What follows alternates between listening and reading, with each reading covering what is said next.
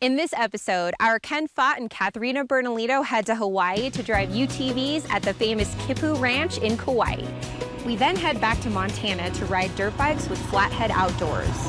We also introduce you to some cool products and test a No Boundaries 10.7 trailer built by Forest River.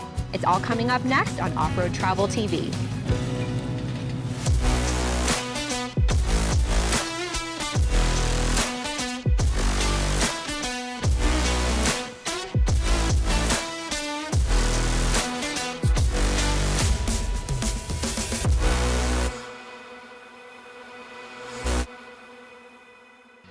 Off-Road Travel TV, presented by Progressive. Progressive insures over 8.9 million boats, motorcycles, snowmobiles, and RVs throughout America. By Beta, the official motorcycle of Off-Road Travel TV.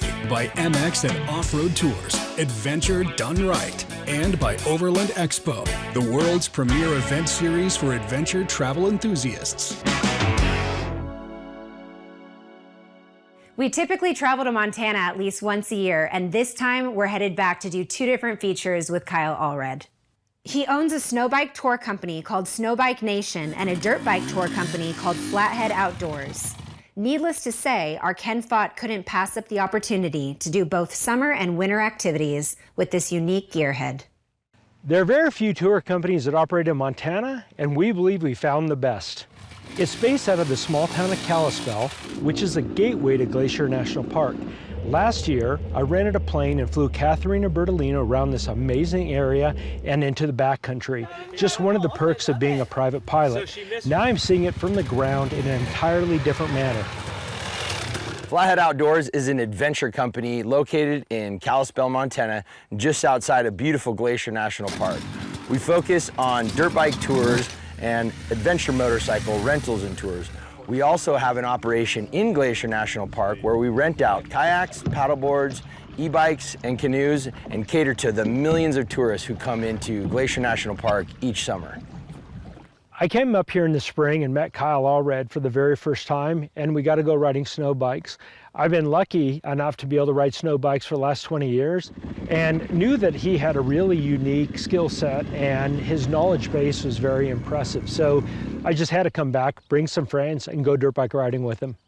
Our dirt bike fleet consists of a wide range of dirt bikes. I like to ride a lot of different bikes, and so I want to offer that to my customers. From the KLX 140 for brand new beginners, the Beta 200, a plethora of 300 two-strokes, and even the 450 Enduro and the 501. We have a wide range of bikes to cater to any type of individual looking to ride out here. This company offers everything you need for off-road riding. They have an amazing fleet of rental bikes and a wide variety of off-road gear. Their rental fleet was in surprisingly good shape. In fact, some of the best shape I've ever seen during my travels. This allows people to fly in for adventure and not have to worry about much. They offer both 2 and 4 strokes and even have riding gear that customers can use for added convenience. One of the nice aspects about trail riding here is that the terrain is varied. There's lots of terrain that would lend itself to lower level riders, and then there's terrain that's quite technical with steep climbs and descents. There were some, interestingly enough, there were some mud bogs that we didn't expect that gave it a different twist that we might not have seen in other places. Down trees are very common here. When we're riding on the trails, if we see one, I carry a small saw in my pack during the season. If we need to cut it, we'll cut it, move it out of the way. Otherwise, we'll lift it up, throw it out of the way, or depending on the size of it, you'll just ride up and over it, or we'll help you carry your bike over it if we need to. This is one of the first trips I've done with a guide. And one of the things that I enjoyed about having a guide and a small group was that he was able to show us a lot of things that only a local would know in a short period of time. Having done it on my own before, discover the same things, but it takes a lot of time. Yeah, it was really great having a guide that knows the area. We didn't have to worry about getting lost or just not finding the good trails. So I took these guys to one of my favorite spots to ride, where you ride down to this beautiful lake. There's this awesome rocky outcropping, and I like to put the bikes right out on that rock, take a picture. I have hundreds of pictures at this point. Everyone who comes here loves to see the beautiful lakes and the amazing scenery that we have up here. What makes these tours so special for me is the fact that I don't have to do a lot of research. I've met Kyle already in the past. We've gone riding snow bikes together, and I knew that he was extremely capable and was going to take me to all the prime locations. I kind of equate it to surfing. If you're in a fun area, the locals don't really want to tell you where all the best spots are. So you have to take years and years to be able to figure it out. Where when you go with a tour operator, they know all the prime locations, and we're able to focus on that immediately. After a long, hard ride, there's nothing better than coming back and soaking in some natural hot springs. So one of the areas that we utilize for our base camp is just outside of Hot Springs, Montana, and we have some incredible hot springs here.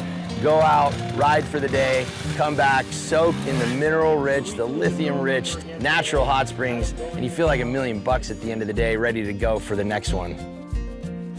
Flathead Outdoors offers a wide variety of rentals and tours for adventure bikes, dirt bikes, e-bikes, and much more. They can even customize private events.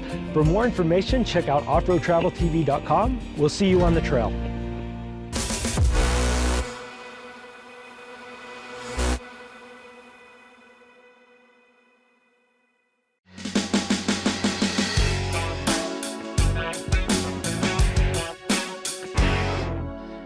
There are only a few parts of the rider's body that make contact with the motorcycle, and all play a very important role in staying in control. You have the hands on the handlebar, butt on the seat, knees and thighs on the gas tank, and feet on the foot pegs. In this segment, we're going to focus on foot pegs, and we're going to show you two different kinds. The first are these Alt-Rider extra wide foot pegs. They are made of aluminum and feature 18 threaded cleats for grip. They are 58 millimeters wide and 122 millimeters long. They are designed to prevent mud and dirt to build up on the pegs and are a direct replacement for OEM pegs. Next are these Pro Taper platform foot pegs. They feature what is called the traction arc design and are sold in various heights, including standard, 5 millimeters higher and 5 millimeters lower. This concept is relatively new and is very intelligently designed. Both foot peg designs cost about $230, and they only take a few minutes to install. We got ours from Revzilla.com, which sells a wide variety of accessories for motorcycles, UTVs, and ATVs. For more information, check out offroadtraveltv.com. We'll see you out on the trail.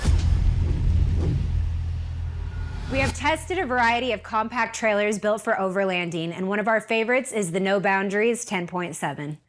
This trailer is built by Forest River, which is one of the largest manufacturers in the United States. It's an intelligently designed compact unit that takes a minimalistic approach to off-road adventure. I travel about 5 months a year, and I'm very fortunate that I get to use and test a wide variety of vehicles. This style of trailer is extremely popular for several reasons. One, they're incredibly affordable, priced around 20 grand. They're also incredibly lightweight and easy to tow. You can also store them relatively easy, and they are very capable off-road. These are my favorite types of trailers because of their overall size. For almost every type of situation, they are an excellent choice. We use a beast mode version of this trailer, which comes with more aggressive tires and Kurt independent suspension, among other things.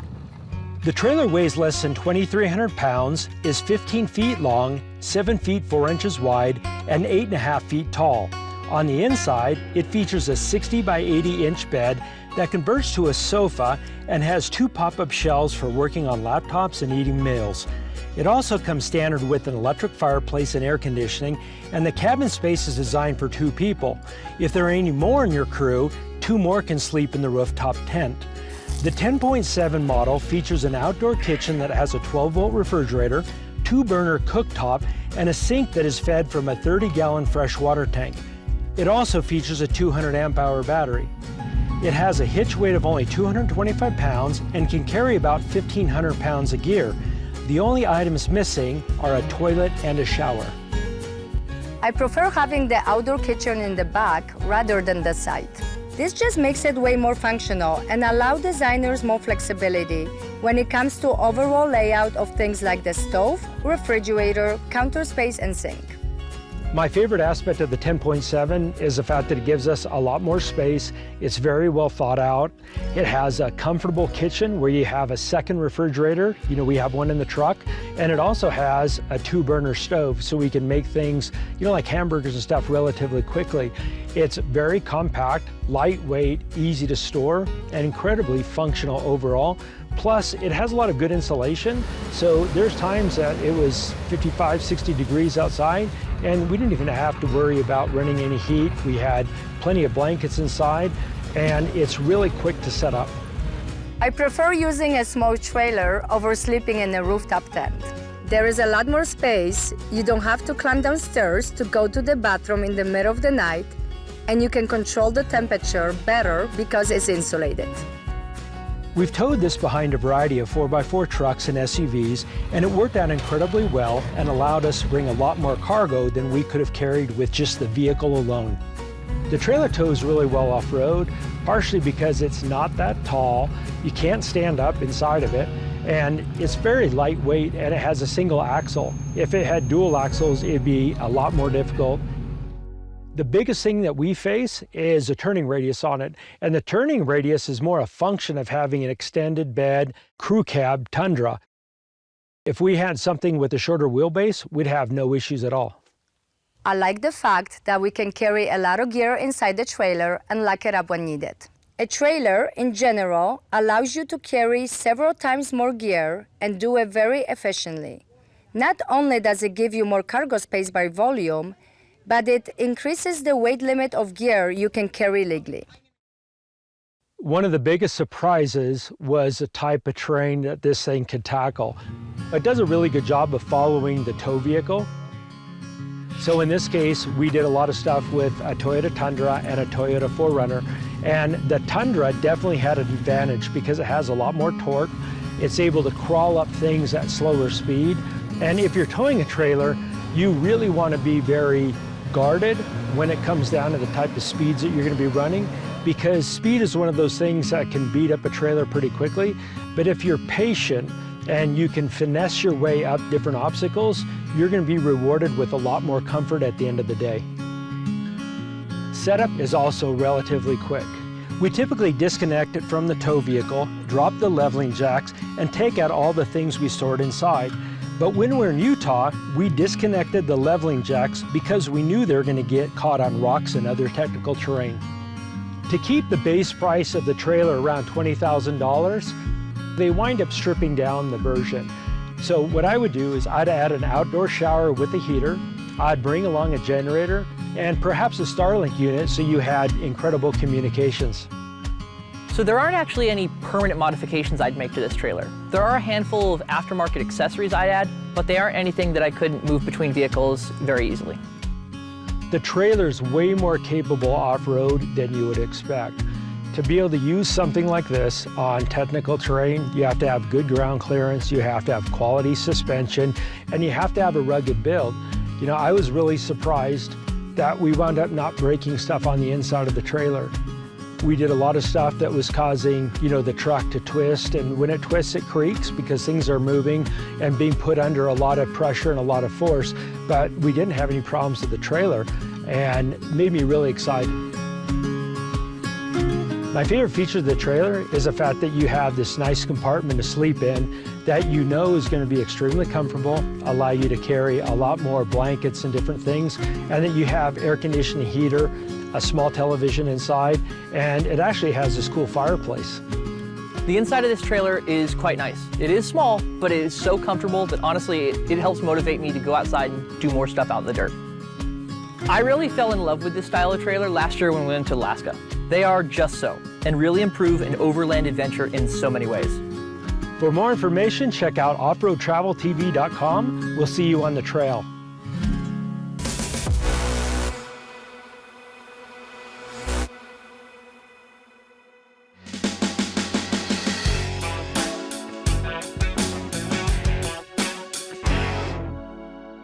We're back with a few of our favorite products that make our lives better on and off the trail. You all know Casey highlights from backyard builds and race trucks alike. More recently, they've begun making lights for around camp with their FLX series of flashlights. With 2 different flashlight offerings, FLX delivers a familiar function with a new handheld rechargeable form. You know, the old camping chair that's been under the backseat of my truck forever isn't exactly comfortable, but it's a place to sit. Pittman Outdoors has figured out how to fix some of these problems, and some we didn't even think about. This is an inflatable sofa that packs down to the size of a normal camping chair. These bring the comforts of home to the camp on the trail, filled up or pumped down in a few minutes. This chair is also from Pittman. Now what it does is that it adds a heating element to the seat back, powered by any high-power USB power bank. For more information, check out offroadtraveltv.com. We'll see you on the trail.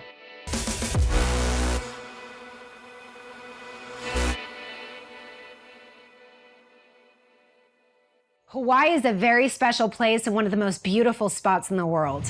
Our Ken Faught, Viola Batista, and Katharina Bertolino recently went to the island of Kauai to drive UTVs at the famous Kipu Ranch, go snorkeling with Captain Jay's Kauai Offshore Adventure, and go kayaking and stand-up paddleboarding with Kayak Hanalei. I've been to Hawaii over 60 times and it never gets old. I always enjoy doing a lot of new activities, and recently a friend told me about the Kipu Ranch. Since 1999, the company has been running tours on their private property. This ranch is over 3,000 acres and is well situated for off-road use. So we have two amazing tours that we offer here at Kipu Ranch Adventures. The first one is our signature Ultimate Ranch Tour. The second is our Waterfall Tour. Both of these tours are going to be roughly about 13, 14 miles long. The first one I told you about ends at an amazing viewpoint at the top of this beautiful Haupu mountain range. And then from there, we bring you back to the base yard. The second one, the Waterfall Tour, we do it at the end. You arrive at a 30-foot waterfall. Super cool way to just rinse off all that dust and mud at the end of the ride. And there's a lot of great waterfalls in Hawaii, but we're able to drive you right up to one. You don't have to hike 5 miles to get there. The ranch is an active cattle ranch with roughly over 1,200 head of cattle owned by Hawaii ranches. And every day is different out on the ranch, you know, depending on the time of the year. We can have calving seasons where you're seeing little baby calves on the ranch. With all the weather changes we have, you just never know. Kipu Ranch is beautiful. When you're driving up here, it looks that it's been untouched from the 1800s. There's no telephone poles. When you get here, you see animals, you see cows, and different varieties of birds. It is so beautiful in here. This property is over 3,000 acres in size, and as you can see, it's backed up against this beautiful Haupu mountain range. Our trail system, over 20 miles of trails, split up into those two different trails I told you about, and just a whole diversity of different types of riding you're gonna experience. So let's get into the fun stuff. Let me tell you about our trail system here. We lay it out in a really easy to use way. We start the rides off where you're just riding on flat gravel roads. These roads were once sugarcane railroad tracks. Really cool history behind it. As we progress in the tour, we're going to work you up into some intermediate terrain, train you about off-roading, how the vehicle feels.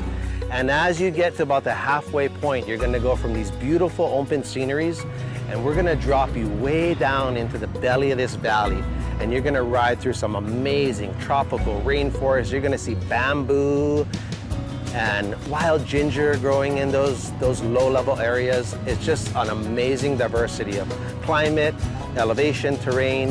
One of the rides will take you up 800 feet in less than like 3 minutes to that beautiful Kipukai lookout, and you're looking over the whole ranch.